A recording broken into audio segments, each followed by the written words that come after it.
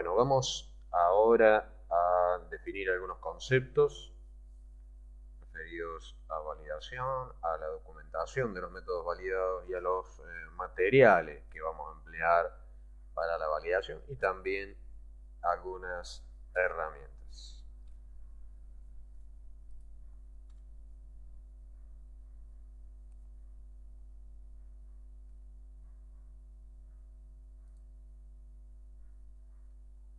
Vemos ahí en pantalla una gráfica que siempre me gusta colocar y que tiene que ver con la búsqueda, o que tiene que ver, mejor dicho, con la relación de compromiso que existe entre la calidad meteorológica de nuestros resultados. Ya hemos hablado bastante de calidad meteorológica, que está dado básicamente por la exactitud, que a su vez tiene componentes de error aleatorio y error sistemático. Entonces, el objetivo nuestro como proveedores de servicios, como proveedores de resultados analíticos, es generar resultados con digamos, que estén en equilibrio respecto de su calidad analítica y la importancia que da tener el resultado para resolver un determinado problema. Muchas veces un cliente llega al laboratorio simplemente con la necesidad de saber si una determinada muestra o un determinado analito presente en una determinada muestra supera una especificación determinada o supera algún límite legal y nada más que eso. Viene a ser una especie de ensayo semi-cuantitativo. Entonces, evidentemente nosotros para ese resultado debemos afinar la calidad metrológica en cercanías de esa especificación, en cercanías de ese límite legal determinado. Entonces debemos tener en cuenta primero qué importancia tiene el resultado, es decir, para qué va a utilizar el resultado mi cliente, es decir, qué decisión va a tomar mi cliente con el resultado que yo le estoy proporcionando y en base a eso definir la calidad meteorológica de mi resultado y luego en base a eso realizar la validación, que en definitiva validar una metodología implica que yo deba justamente caracterizar esos parámetros de validación o esa figura de mérito y compararlos contra una especificación determinada, que bueno, esa especificación determinada va a estar derivada desde la calidad metrológica del resultado que ha de necesitar mi cliente. ¿Sí? Entonces, el objetivo siempre es llegar a este equilibrio entre la calidad metrológica de mi resultado y la importancia que tiene ese resultado. Y lo que debemos evitar, en definitiva, es lo que vemos ahí. Eso que vemos ahí es un desequilibrio entre la calidad metrológica del resultado y la importancia que tiene el resultado. Es decir, informar, por ejemplo, un resultado con una calidad metrológica pobre, una incertidumbre grande, por ejemplo, donde a mi cliente le va a ser dificultoso o le va a resultar en una mayor probabilidad de equivocarse en la toma de una decisión. Ustedes imaginen un cliente que necesita saber si un determinado producto supera algún límite legal. Por decir algo, mi cliente vende vinos y necesita saber si el nivel de cobre, ¿sí? Ya sabemos que, por ejemplo, las vides se protegen de las pestes con sulfato de cobre, por ejemplo. Entonces, pretende saber mi cliente si ese cobre supera o no un límite. Entonces, si nosotros informamos, medimos cobre, analizamos cobre en muestras de uvas y nosotros informamos un resultado con una incertidumbre grande en la zona cercana a la especificación, bueno, vamos a tener eh, una posibilidad bastante grande de, por ejemplo, decir que el nivel de cobre supera al límite cuando en realidad no lo está. Y al revés, decir que la concentración de cobre de esa muestra de uva está por debajo del límite cuando en realidad lo está superando. Entonces, en ese último caso, informar un resultado por debajo de un límite cuando en realidad no está, tiene serias implicancias en la salud. Es decir, la gente probablemente va a estar tomando un vino o comiendo unas uvas que van a tener una concentración de cobre que va a ser nociva para la salud humana en ese caso. Y por el otro lado, informar que una muestra presenta valores superiores a un límite cuando en realidad no es así, estaría implicando en una pérdida económica, en este caso para el productor de vino, de uva, lo que sea. Entonces, un resultado con una calidad metrológica pobre implicaría, digamos, un riesgo de tomar, un riesgo alto, relativamente alto, de tomar decisiones equivocadas. Por otro lado,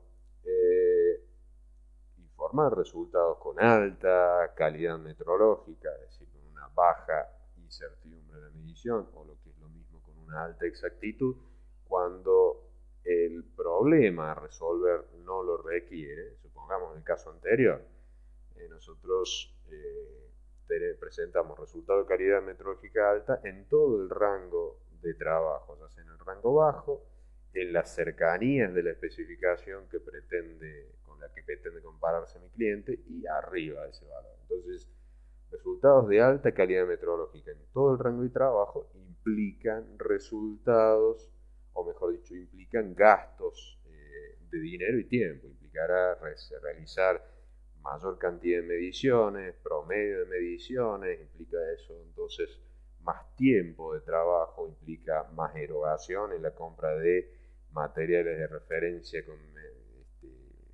más caros, de jerarquía metrológica mayor, implicaría la compra o la utilización de instrumental más sofisticado, más preciso, con mayor mantenimiento, con mayor necesidades de capacitación de los operadores, etcétera. Entonces, bueno, en este caso, si bien no va a estar o va a estar menos afectada en principio la salud humana en el sentido de cometer errores en la toma de decisiones, si bien eso no va a estar afectado, va a sí afectarse la cuestión económica, es decir, el laboratorio va a estar gastando más dinero del que en realidad debería gastar. Entonces, siempre están estas posibilidades y nunca debemos perder de vista el llegar a este equilibrio que estamos planteando ahí entre la calidad metrológica y la importancia del problema que nosotros vamos a resolver. ¿Cómo logramos este equilibrio? Con interacción con el cliente. Muchas veces al laboratorio llega una muestra en un recipiente y que nos piden determinar tal o cual analito y no sabemos exactamente cuál es la implicancia que eso tiene, sobre todo para laboratorios que prestan servicios a terceros y cuyos destinatarios de los resultados son diversos. Entonces, en esos casos ya resulta más difícil, pero en laboratorios ya más específicos, laboratorios mineros, donde se deben cumplir ciertos requerimientos de plantas, ciertos requisitos para la venta de tal o cual producto, bueno, eso ya es más fácil de determinar, ya es más fácil decir o encontrar las especificaciones, los límites legales, etcétera. Entonces, siempre, para llegar a este equilibrio, la sugerencia es una adecuada y óptima interacción con el cliente, es decir, indagarle al cliente para qué va a utilizar ese resultado, qué conclusiones o qué decisiones va a tomar con el resultado que nosotros le vamos a estar proveyendo, y en base a eso nosotros podemos definir una calidad analítica. Definir calidad analítica, en definitiva, termina siendo definir la incertidumbre de la medición. Un resultado, dijimos, con alta incertidumbre implica un resultado de una calidad metrológica baja, y al revés.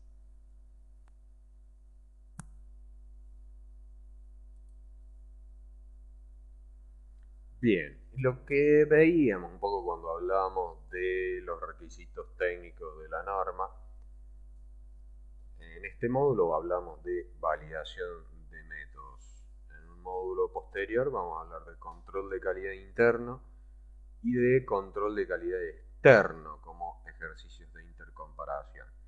Y después, más adelante, vamos a hablar de acreditación de laboratorios ya de manera más general. Entonces, como podemos ver, estos cuatro rectángulos azules a mí me están indicando aspectos o ítems o cuestiones a tener en cuenta para lograr la calidad y la calidad, por lo tanto,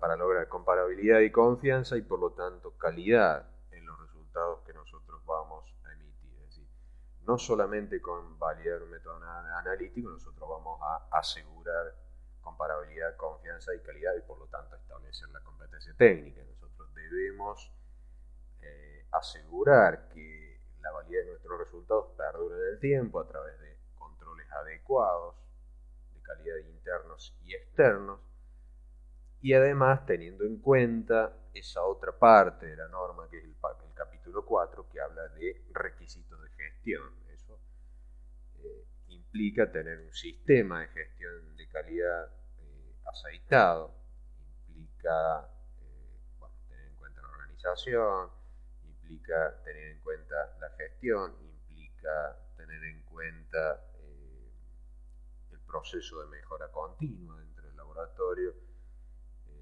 implica la realización de auditorías, de revisión por la dirección, etc. Todo eso entonces funcionando de manera conjunta dentro de lo que sería un sistema de gestión de calidad para el cual se ha acreditado la competencia, bueno, va a redundar en resultados comparables, confiables, exactos, adecuadamente exactos, teniendo en cuenta ese diagrama o esa gráfica de las balanzas que acabamos de ver, y eso entonces genera un resultado de calidad, no con una calidad en exceso, sino con lo que podemos decir la calidad justa, si se quiere decirlo de esa forma. Bien, vamos al concepto ya en sí de validación, del cual ya hemos leído anteriormente. Pueden encontrar también la definición en el Vocabulario Internacional de Metrología, de la última edición que tengan, por ahora es la 2008. Definición de validación es la confirmación mediante examen y provisión de evidencias objetivas que se cumplen los requisitos particulares para un uso específico determinado. Es decir, un cliente llega a mi laboratorio con una necesidad analítica, quiere determinar la concentración de un analito en una muestra para resolver tal o cual problema, quiere vender el producto, quiere descartar un efluente en un río, quiere diagnosticar a un paciente, quiere controlar la calidad de un alimento para ver si puede ingerirse o no, etc. Entonces, en función de la necesidad analítica, es que el cliente llega a mi laboratorio y yo voy a elegir el método analítico que sea capaz de satisfacer esa necesidad, es decir, sea capaz de emitir resultados con la calidad metrológica que necesita mi cliente para después, obviamente, tomar la decisión que corresponda. Entonces, de ahí surge un poco cómo es la historia del método analítico, es decir, cómo nace un método analítico. Ya dijimos, en función de una necesidad analítica, yo elijo el método analítico que va a satisfacer, si es que ese método analítico existe. Si el método analítico no existe, bueno, me quedan dos pasos. O le digo a mi cliente que no puedo satisfacer su necesidad, o desarrollo yo mismo mi método analítico. Si soy un laboratorio de una empresa determinada, de una compañía determinada, yo puedo tomar dos caminos. Diseñar el método analítico y utilizarlo de manera interna y trabajar de manera interna y ese método analítico no sale de la compañía, o desarrollar ese método analítico y, bueno, sí, tener la intención de utilizarlo de manera interna en la compañía y también que ese método analítico salga al medio, se publique en una revista y sea utilizado por otras compañías similares o sea utilizado por el público en general. Entonces, suponiendo ese caso de que yo soy bien cliente con una necesidad analítica, yo desarrollo el método, publico esa metodología y pretendo que esa metodología también sea utilizada por otros laboratorios, ya sea porque soy una universidad pública, un organismo público, o ya sea porque pretendo vender los reactivos, por ejemplo, que van acoplados, van asociados a ese método por un negocio extra, etcétera. Yo pretendo entonces que mi método salga afuera, debo realizar una serie de pruebas. Y esas pruebas es lo que vamos a denominar una validación. Entonces, llega a mi laboratorio la necesidad analítica, yo desarrollo una metodología y obviamente yo tengo que saber o tengo que demostrar que esa metodología es apta para el propósito que es satisfacer la necesidad de mi cliente. Para eso entonces yo realizo una serie de pruebas y eso vamos a denominarle el proceso de validación interna. Yo determino el límite de detección, determino precisión, determino veracidad, calculo la incertidumbre, etc. Estoy validando internamente mi método. Hago un ensayo de robustez también. Bueno, y si como yo tengo la intención de que ese método salga afuera, publico mi método, publico el desarrollo de mi método, publico las pruebas de validación y ese método que es, por ejemplo, lo necesitan otras compañías para desarrollar, entonces ese método ahora va a seguir el camino de una comparación interlaboratorio, es decir, varios laboratorios a través de un ejercicio de intercomparación van a tomar ese método analítico, van a tomar una o más muestras y van a hacer una serie de pruebas.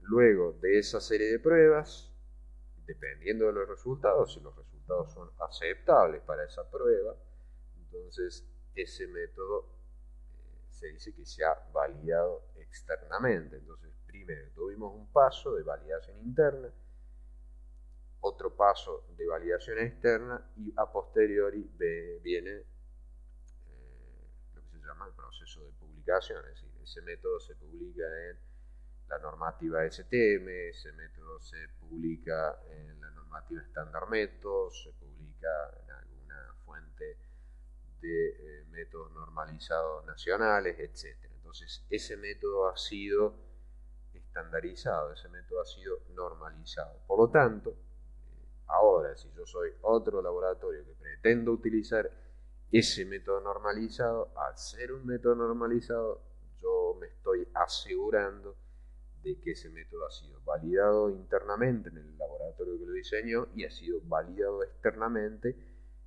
a través de una serie de pruebas entre distintos laboratorios. Por eso es que la norma me pide, como veíamos en un punto anterior,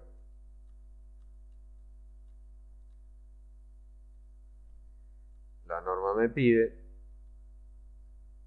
en el punto 5.4 que debo utilizar preferentemente métodos normalizados vigentes, ¿sí? Pues, como acabamos de decir, un método normalizado ha sido validado. Entonces, yo como laboratorio, si estoy utilizando un método normalizado, ya estoy utilizando un método validado. Pero la norma me dice, adicionalmente, que debo confirmar que puedo aplicar correctamente los métodos normalizados antes de usarlos. Entonces, si bien yo voy a estar utilizando un método, por decir algo, ASTM, que como es un método normalizado, ha sido validado, bueno, yo tengo que confirmar que puedo ejecutar, desarrollar correctamente ese método normalizado antes de utilizarlo.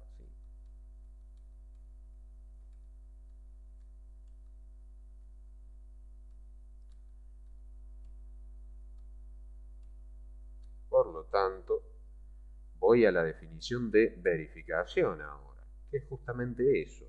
es una validación parcial, es una validación secundaria, es una confirmación mediante la aportación de evidencia objetiva de que se han cumplido los requisitos especificados. Es decir, viene mi cliente con una necesidad analítica, yo encuentro en la normativa un método estandarizado, lo extraigo, preparo, pongo a punto todo, busco los equipos, adecuo las instalaciones, capacito al personal, etcétera, etcétera, tengo en cuenta todo eso, ¿sí? Y además, entonces, una vez que tengo todo eso listo, procedo entonces a verificar que yo desarrollo adecuadamente el método, ¿sí? De acuerdo a lo que me pide la norma en su punto 5, en su cláusula 5.4, porque está bien, yo puedo utilizar un método normalizado, tal cual me lo pide, cumpliendo con todos los requisitos, pero, no sé, por X causa mi instrumento no genera los mismos resultados, o las condiciones ambientales pueden ser diferentes, o el personal no está adecuadamente capacitado, por lo tanto yo debo demostrar que a ese método normalizado lo estoy desarrollando adecuadamente. Entonces, de ahí viene la definición de verificación, o la palabra verificación. Por lo tanto, si yo utilizo un método normalizado, debo verificar que desarrollo el método adecuadamente. Eso es lo que llamamos también una validación parcial o una validación secundaria. Si el método es de desarrollo propio, bueno, yo debo someterlo a un proceso de validación completo, de validación total. La diferencia está en los parámetros que voy a evaluar.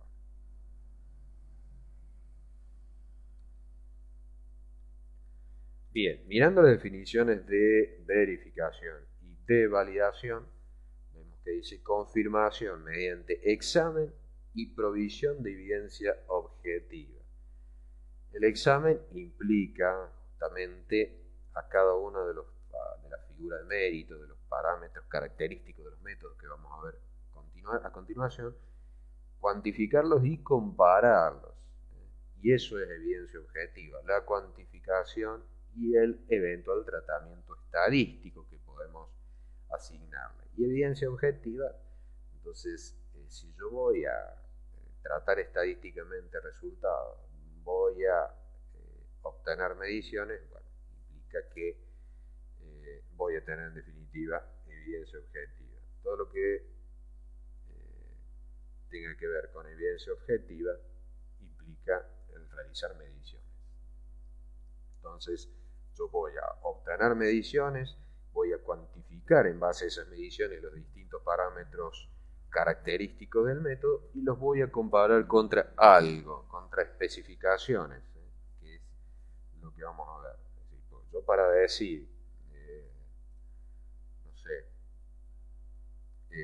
que mi automóvil, mi carro es apto para correr carrera de Fórmula 1, evidentemente yo tengo que conocer ciertas características, como la velocidad máxima, como la potencia, como, bueno, no sé yo mucho de automóviles de ese tipo, pero yo debo comparar la velocidad máxima de mi carro respecto de la velocidad máxima que se desarrolla en una carrera. Entonces, obviamente que un automóvil estándar convencional no me va a servir porque yo he realizado primero una comparación. Bueno, lo mismo sucede con estos métodos de análisis. ¿Sí? Yo debo, si mi cliente me está exigiendo una incertidumbre no mayor a un 5%, yo debo asegurarme que mi método analítico es capaz de cumplir con esa incertidumbre. Si mi cliente necesita determinar metales a niveles de trazas, yo debo tener un método analítico que tenga un límite de detección que me permita cuantificar o determinar, mejor dicho, o detectar el analito a ese nivel. Es decir, si yo quiero conocer mi peso corporal, obviamente no me voy a ir a pesar a una báscula para camiones porque no va a detectar mi peso en la báscula. Entonces, bien, yo necesito poder diferenciar entre 100 gramos para pesar mi cuerpo, para pesar mi masa muscular. Por lo tanto, no me puedo ir a pesar a una báscula que simplemente puede diferenciar de a 10 kilogramos. Entonces, eso es validar un método, cuantificar los distintos parámetros que vamos a ver que caracterizan un método analítico y compararlos contra las especificaciones para esos mismos parámetros y que están relacionadas directamente o indirectamente con la necesidad analítica del cliente. Bueno, si se ven, las definiciones de validación y verificación son similares, hablan, como decíamos, de confirmación mediante examen y provisión de evidencia objetiva, de que se cumplen con los requisitos particulares para un uso específico determinado. Y esta definición de validación aplica a validación de métodos analíticos, aplica a validación de software, aplica a validación de métodos de limpieza en una planta que procesa alimentos, etc., ¿no? Habla entonces de caracterizar, obtener evidencia objetiva de parámetros característicos de ese algo que quiero validar y compararlo en definitiva contra unos requisitos específicos o requisitos particulares para el uso que le voy a dar a ese algo que yo pretendo validar. Y verificación es similar, ¿eh? Confirmo mediante la aportación de evidencia objetiva de que se han cumplido los requisitos especificados. De nuevo, voy a obtener evidencia objetiva, es decir, en base a mediciones, eventualmente haré un tratamiento estadístico de los resultados y los voy a comparar contra los requisitos especificados. ¿Cuáles son los requisitos especificados? De nuevo, los requisitos que me suministre el cliente. ¿Dónde están esos requisitos que me suministra el cliente? Bueno, esos requisitos que me suministra el cliente ya van a estar considerados en el método analítico estandarizado. Así que la fuente de esos requisitos especificados en principio debería ser el método estándar, ese método que yo estoy ejecutando en mi laboratorio. Entonces, yo de ese método que estoy ejecutando en mi laboratorio, de ese método estándar que estoy ejecutando en mi laboratorio, voy a obtener información de los requisitos técnicos. Esa información va a estar en ese método, ¿sí? Y la voy a comparar contra esa misma información que yo voy a obtener del método que estoy desarrollando en mi laboratorio. Entonces, obtengo evidencia objetiva y la comparo con la especificación que ya está en principio en ese mismo método estándar. Bueno, vemos ahí en pantalla los grados de validación requeridos. Para un método estandarizado, como ya dijimos, yo simplemente voy a realizar una verificación. Para un método desarrollado internamente, es decir, un método no estandarizado, pues tendré que hacer una validación completa. En el método estandarizado yo voy a verificar contra las especificaciones que deberían estar en el método estandarizado. En un método de desarrollo interno, yo voy a comparar contra las especificaciones que me ha suministrado el cliente, pues yo como todavía no he desarrollado el método, no he caracterizado, como yo no he desarrollado el método, obviamente todavía no lo he validado y no lo he validado contra las condiciones del cliente. Entonces, ese proceso de validación implica eso, caracterizar o cuantificar las características propias del método y compararlas contra los requerimientos del cliente y decidir en definitiva si ese método sirve o es apto para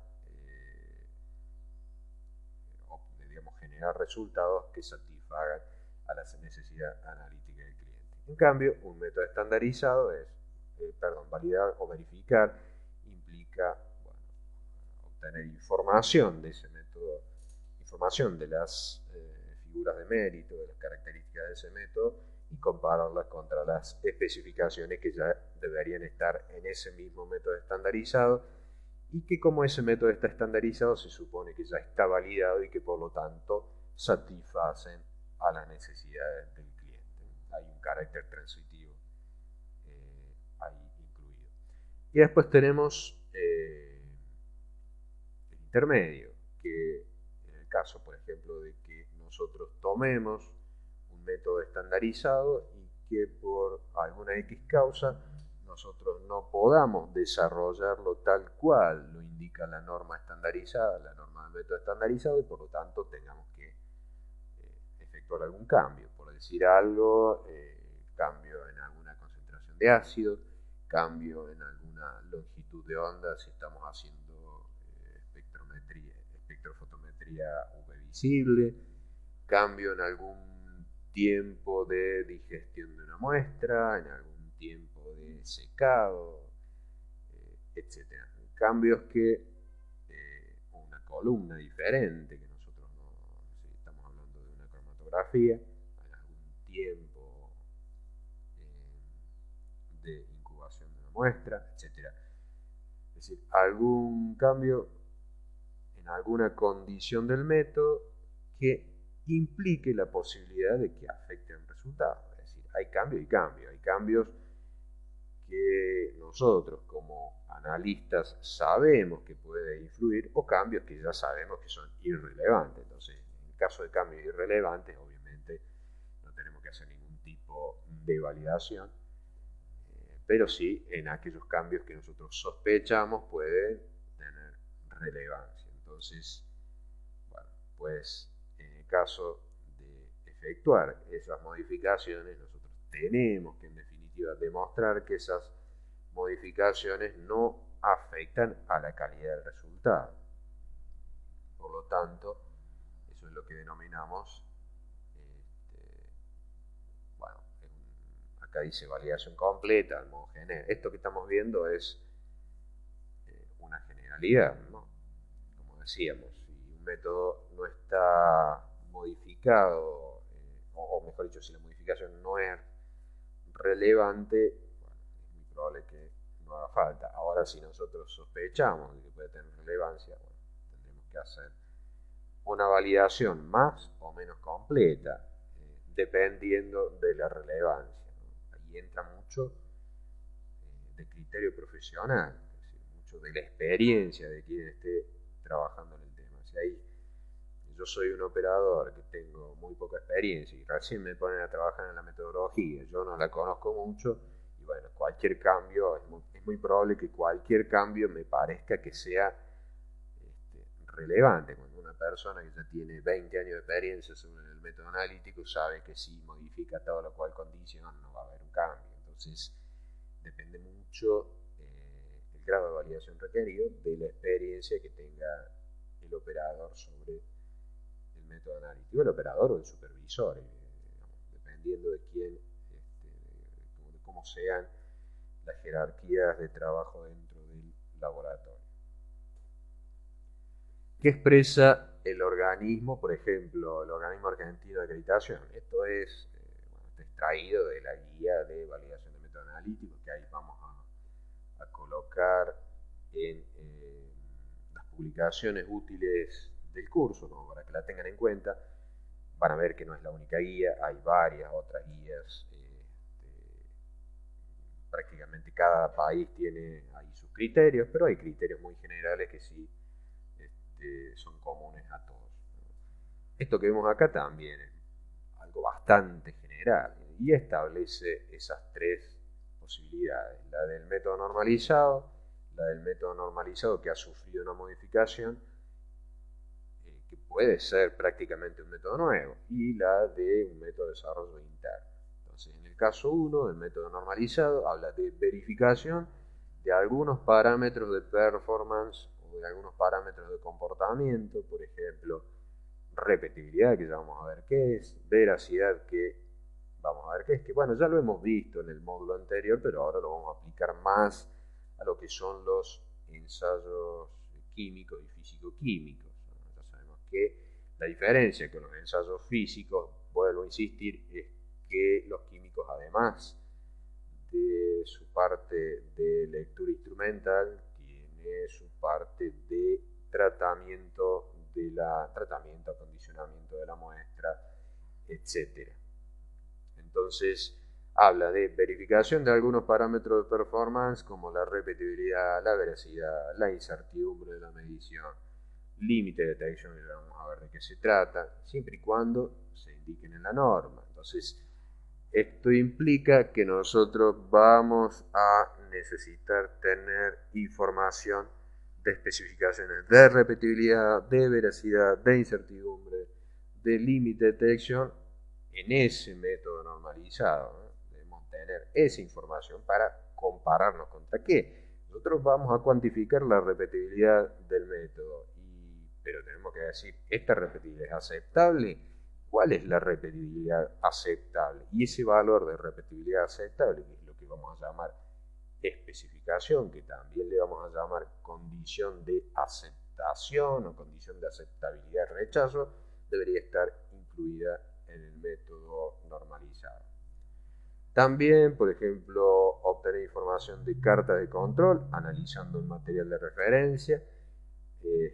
También una carta de control, ya lo vamos a ver más adelante, hay varias cartas de control, pero básicamente cartas de control para monitorear la veracidad, y hay cartas de control para monitorear la repetibilidad y también la reproducibilidad, y también a través de la participación en ensayos de aptitud, es decir, participar en ensayos de aptitud y obtener puntajes aceptables.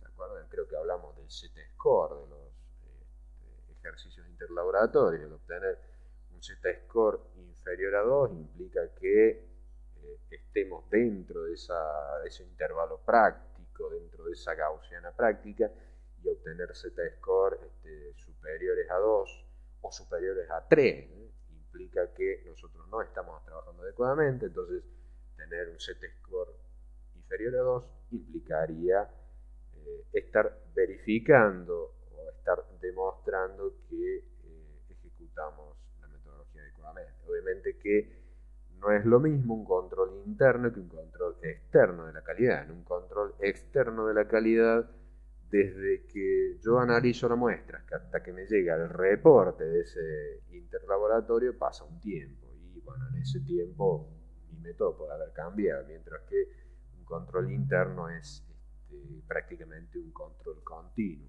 Cada uno tiene sus eh, ventajas y desventajas de acuerdo al funcionamiento de mi método en el laboratorio. En el caso de un método de desarrollo interno, el caso 3, dice, se deberán evaluar todos los parámetros estadísticos posibles según la característica del método. Bueno, ahí habla entonces de evaluar todo, de hacer una validación completa. Entonces ahí tendré que tener en cuenta la ruta, el límite de detección, repetibilidad, reproducibilidad, identidad, etcétera, etcétera, todo lo que vamos a ir viendo después. Y en el caso intermedio, también la afirmación es súper general, dice, dependiendo de las modificaciones realizadas al método, el laboratorio evaluará qué parámetros de validación deben ser verificados. Entonces, bueno, si yo modifico el proceso de extracción, posiblemente tenga que verificar la selectividad de mi método. Si yo modifico no sé, también la longitud de onda, también la selectividad del método. Si yo modifico un determinado tiempo de incubación, probablemente tenga que determinar veracidad de nuevo. Bueno, veracidad y precisión son básicamente los parámetros que siempre voy a determinar, ya sea en una validación completa o en una validación parcial. Y que también, si hablamos, si bien el curso no está orientado a métodos de ensayo físico, en un método de ensayo físico, generalmente, como dijimos, es más simple que el método químico, se valida o se verifica sobre todo lo que es veracidad y precisión. En la mayoría de los métodos estandarizados ustedes van a poder encontrar información de veracidad y también de precisión. Bien, ¿por qué resulta necesario validar un método? Bien, como habíamos dicho anteriormente, es una manera de asegurar la calidad de mis resultados, ¿no? Es al menos uno de los pilares que me permite asegurar la calidad del resultado, como aseguramiento global. Validar nos ayuda a proporcionar garantía de confiabilidad en las mediciones, lo que veíamos también ese rombo que habíamos visto, esa especie de rombo que habíamos visto hace unos slides atrás.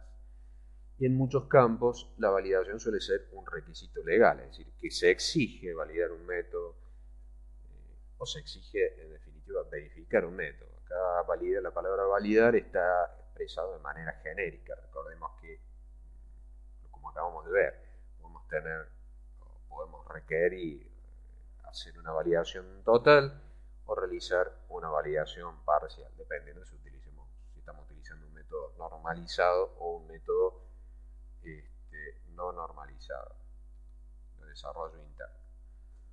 Esto es importante a tener en cuenta al momento de desarrollar la validación. Y tiene que ver con los requisitos de la norma que hemos visto. Bueno, primero, el equipamiento a utilizar para las mediciones es adecuado a la aplicación. Antes de comenzar a validar, obviamente tenemos que trabajar con el equipamiento adecuado, ¿sí?, para la validación. Ese equipamiento a su vez tiene que estar limpio, tiene que estar mantenido adecuadamente, de acuerdo a ese programa predeterminado de mantenimiento del equipo, y debe estar calibrado. Entonces, de esa manera nosotros vamos a evitar tener errores producto de un mal mantenimiento, producto de que no esté calibrado, producto de un equipo que no sea apto para ese tipo de mediciones. Entonces, recordemos que nosotros estamos validando el método, estamos determinando las características de comportamiento del método y comparándolas con especificaciones para ese método, ¿sí? Y siempre referido al método. Yo no estoy validando errores operacionales de un equipo que no esté mantenido o que no esté calibrado o que no sea apto, ¿sí? Yo siempre me refiero al método analítico y no a otros desvíos. Entonces, lo que se pretende justamente es caracterizar el comportamiento del método y no de un equipo que esté en mal funcionamiento, por ejemplo. Entonces, debo tener en cuenta eso al momento de validar. Si mi equipo no está equilibrado, no tiene sentido que yo haga una validación. Si el equipo está fuera de mantenimiento, obviamente tampoco. Por otro lado, esto también, el concepto similar aplica al personal que está desarrollando el método y que es preferentemente quien debería llevar a cabo la validación. Y insisto, estamos hablando de validación de una manera genérica, puede ser una validación primaria o una validación secundaria. Entonces, el personal involucrado en este proceso de validación debe ser competente. Es decir, si nosotros tenemos personal con poca experiencia, y obviamente esa poca experiencia se va a traducir en errores sistemáticos, en errores aleatorios, errores sistemáticos significativos, errores aleatorios grandes, y por lo tanto, nuestro método analítico va a presentar ciertas características que no van a ser debidas solamente al método en sí, sino que van a tener influencia del personal, y nosotros debemos evitar eso. Por lo tanto, el personal debería ser competente. ¿Cómo establecemos o cómo demostramos que el personal es competente? Bueno, el personal, nosotros podemos tener o podemos demostrar formalmente que el personal es competente a través de sus certificaciones en cuanto a estudios formales, ya sea técnicos o universitarios, cursos realizados respecto de la metodología, experiencia a lo largo del tiempo en esa metodología a través de su currículum, su hoja de vida, pero también debemos demostrar la competencia de manera práctica, es decir, asignándole, por ejemplo, muestras ciegas y analizando los errores sistemáticos y errores aleatorios, comparando, por ejemplo, con operadores de más experiencia o haciendo una ronda de operadores entre distintos laboratorios, etc. Entonces, de esa manera, nosotros podemos demostrar que ese personal es competente de manera formal y de manera práctica. Entonces, ahora, con personal competente, nosotros estamos evitando que existan desviaciones del método que bueno, yo puedo minimizar y que puedo tener en cuenta antes de ese proceso de validación. Por otro lado, yo debo asegurarme de que no existan fluctuaciones inusuales en el laboratorio ni tampoco interferencias de otras actividades vecinas. Si mi método es muy dependiente del resultado, mi método es muy dependiente de la temperatura externa, entonces, bueno, voy a estar al momento de validar, por ejemplo, de determinar una repetibilidad, una reproducibilidad, voy a estar obteniendo errores aleatorios muchos mayores, entonces es conveniente que yo controle, que yo evite esas fluctuaciones inusuales, porque bueno, esas fluctuaciones inusuales también son no constantes en el tiempo. Entonces, evitar esas fluctuaciones, en definitiva, hacen que la validación de mi método sea adecuada, hacen que yo esté justamente solamente caracterizando el comportamiento de mi método y no el comportamiento de mi método bajo fluctuaciones inusuales. Es decir, debo estabilizar mi sistema. Mi método va a estar trabajando con equipo. Mi método va a incluir equipamiento, mi método va a incluir personal, mi método va a estar trabajando en un medio donde van a haber fluctuaciones. Por lo tanto, yo debo hacer que esas condiciones bajo las cuales o dentro de las cuales va a estar trabajando mi método estén lo más estabilizadas posibles. Obviamente que el personal va a tener sus variaciones naturales, que el equipamiento va también tener asociadas sus variaciones naturales y que hay fluctuaciones dentro del laboratorio normales. Lo que debemos evitar son esas fluctuaciones inusuales, cambios inusuales en el personal por efectos de la no competencia, cambios inusuales en el equipamiento por el solo hecho de no estar calibrado, no estar limpio, no estar bien mantenido, etc. Y por último, habla de que las muestras empleadas en la validación deben ser suficientemente estables. Si yo voy a realizar, no sé, voy a terminar una reproducibilidad, ya vamos a ver cómo, a lo largo del tiempo yo debo asegurarme de que la muestra sea estable en el tiempo respecto del analito que yo estoy midiendo. Si el analito va deteriorándose, va cambiando con el tiempo, se volatiliza o cambia químicamente o lo que sea, yo voy a tener una variación producto de la muestra sumada a la variación del método. A mí me interesa conocer cómo varía mi método y no cómo varía la muestra. Eso es harina de otro costal. Cómo varía la muestra es una cuestión que a mí no me incluye.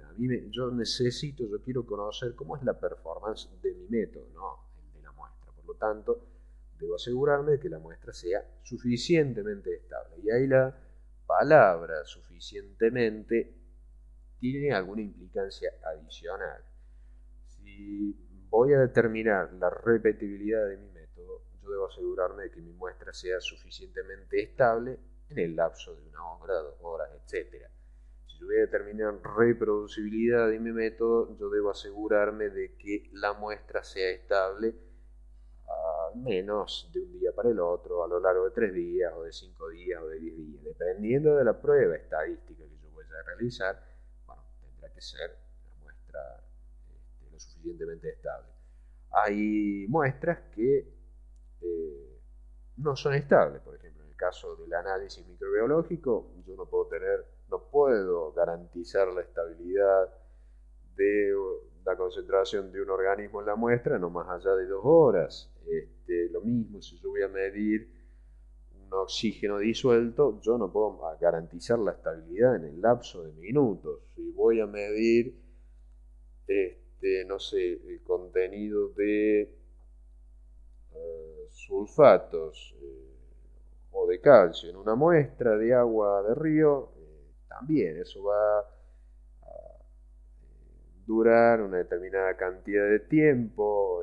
Bueno, hay métodos para estabilizar muestras, etcétera. Entonces, bueno, debo tener en cuenta eso, ¿no? Qué tan estable es mi muestra, y en función de la estabilidad de esa muestra que voy a utilizar para validar, tendré que diseñar la prueba para validación.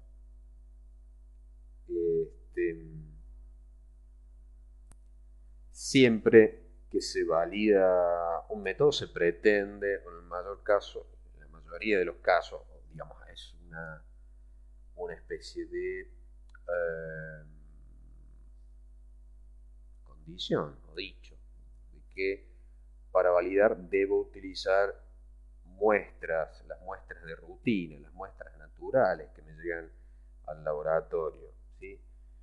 Y cuando no se pueda utilizar, si voy a utilizar o voy a trabajar con materiales de referencia, que esos materiales de referencia sean lo más semejante posible a las muestras de rutina, que sean lo que se llaman matriz coincidente con las muestras de rutina. Porque si yo voy a validar con soluciones preparadas en el laboratorio, con soluciones sintéticas, bueno, pues eso no va a representar la realidad de mi método. Yo estoy trabajando con mi método con muestras de rutina, muestras de trabajo que vienen con matrices más o menos complejas. Bueno, yo deberé utilizar preferentemente esas matrices. Muchas veces esas matrices son inestables, son muy cambiantes en el tiempo, por lo tanto a veces resulta muy complejo trabajar con esas muestras. Por lo tanto, en muchos casos yo no tengo otra opción más que trabajar con muestras preparadas en el laboratorio, preparadas artificialmente. Pero bueno, siempre se prefiere trabajar con muestras de trabajo, en su defecto con muestras matriz coincidente respecto de la muestra de trabajo, y bueno, en su defecto con soluciones preparadas en el laboratorio, bueno, ya cuando no tengo la posibilidad de tener muestras estables, ¿no? O con matrices que no cambien en el tiempo.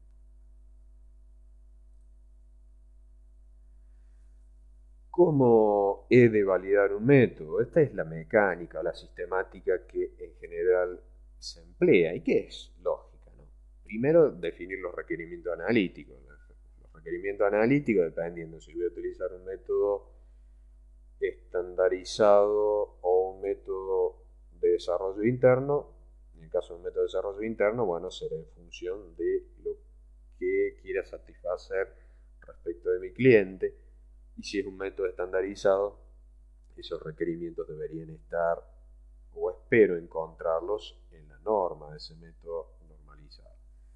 Luego de ese proceso de definir los requerimientos analíticos, viene la etapa de planificar los experimentos. En función del conocimiento de la metodología analítica, voy a identificar cuáles son los parámetros que van a caracterizar ese método, porque no todos, digamos, nosotros vamos a ver a todos los parámetros que caracterizan, pero todos los parámetros no aplican a todos los métodos. Entonces yo debo elegir cuáles son los parámetros de comportamiento que aplican. En función de elegir esos parámetros que aplican, yo voy a planificar los experimentos. Definiré los tiempos que han de durar los experimentos, las cantidades de mediciones, y los experimentos se van a basar siempre en mediciones repetitivas, y es ahí donde entran en juego los parámetros estadísticos que vimos en el primer módulo. El valor medio y el desvío estándar van a ser básicamente los dos parámetros con los cuales nosotros vamos a trabajar y vamos a emplear para demostrar que los resultados son válidos, es decir, para validar. Entonces, en función de planificar los experimentos, que van a ser mediciones repetidas, de los cuales vamos a obtener medias y desvíos estándar, vamos a ejecutar esos experimentos y de esa ejecución de los experimentos vamos a obtener mediciones. Esos experimentos ejecutados que me van a generar mediciones, bueno, me van a permitir obtener conclusiones.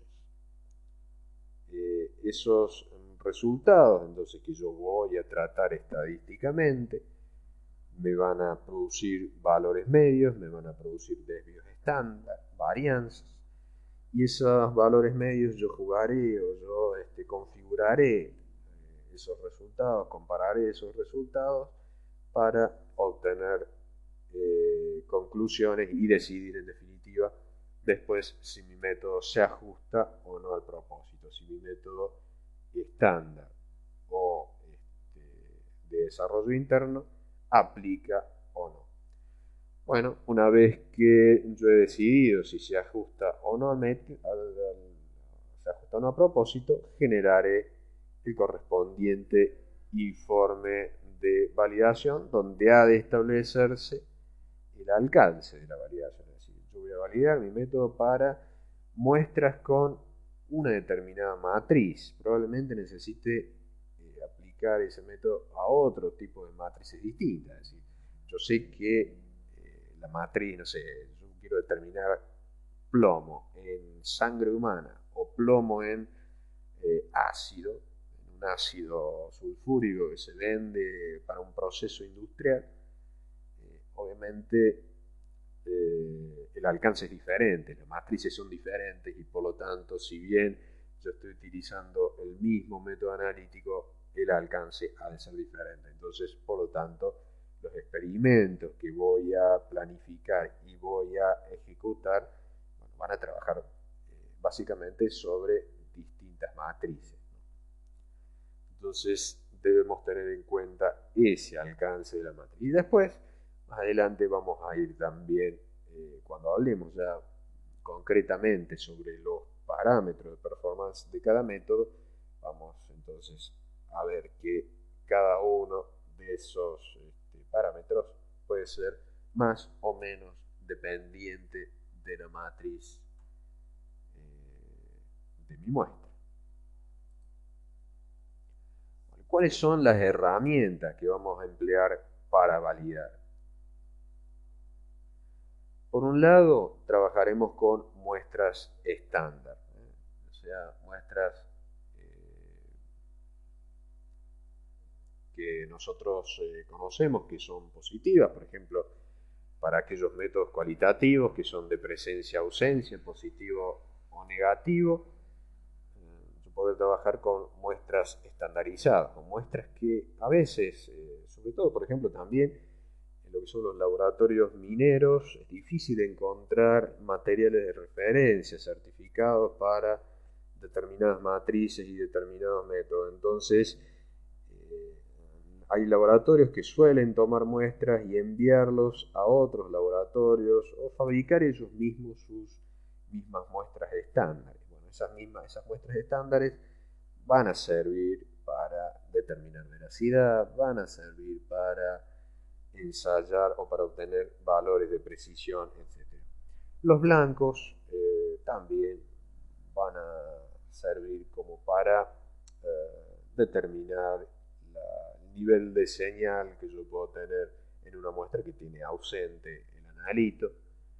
Materiales de referencia preparadas, bueno, me olvidé, ¿no? En el caso de muestras estándares, trabajar con materiales de referencia certificados. Ya vamos a hablar también qué es un material de referencia certificado, cómo se lo obtiene, qué diferencia existe con un material de referencia normal o un material de referencia de trabajo, etc.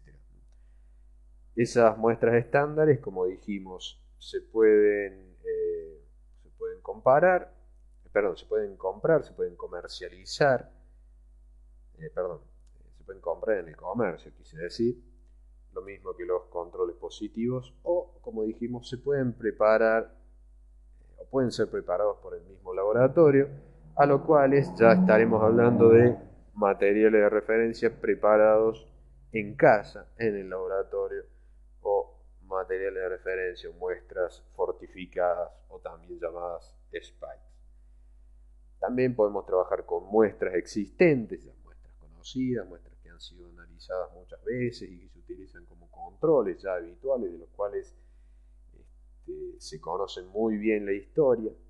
Utilizaremos herramientas estadísticas para tratar los datos que vamos a obtener, utilizando parámetros como la media, la desviación estándar, asumiendo distribuciones normales. Ya dijimos que nosotros podemos asumir esa distribución en base al teorema del límite central y empleando entonces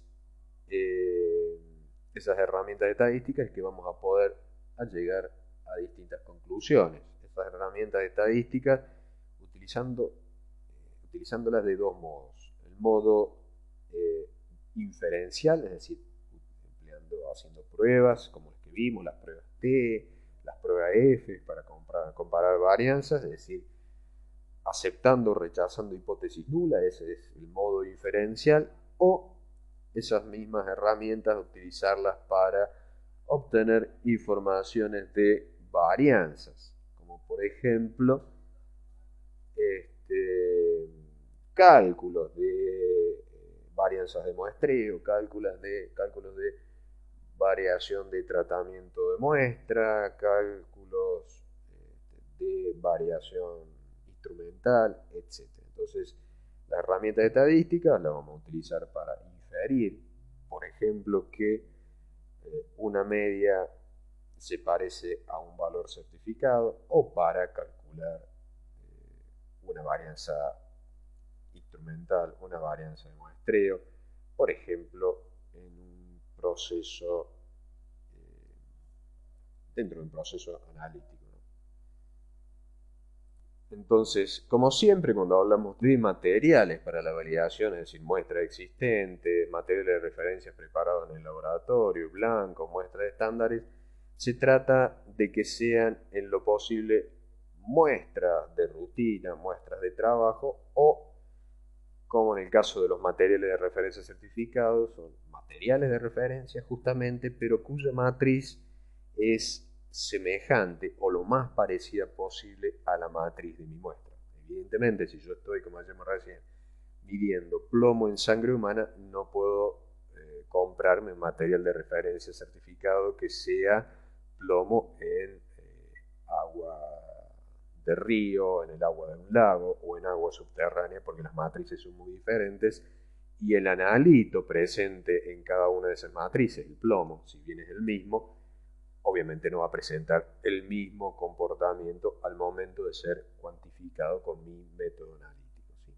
Y por último, el sentido común, ¿no? Acá sentido común, sentido profesional, saber, es decir, por eso siempre es conveniente que a esta validación la realice o sea asistida, si es un análisis químico, por un químico, si es un análisis bioquímico clínico, por un aquí en Argentina llamamos bioquímico, en Colombia le llaman bacteriólogos, bueno, etcétera. Si es un análisis microbiológico, por alguien que tenga experiencia en análisis,